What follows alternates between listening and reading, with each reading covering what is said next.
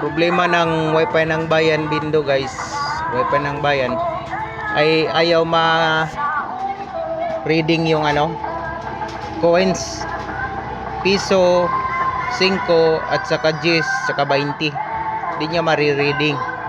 Ang ginawa ko guys, tinicheck ko dito guys, ba-converter, chinek ko yan, inayos ko yan, medyo naglulos, at saka dito resolda ko. Ito gamit ko guys, soldering iron.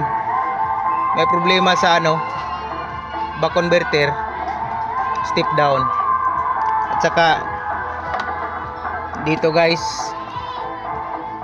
check nyo rin dito sa coin slot dito, check nyo dyan kung naglulos ba sa connection.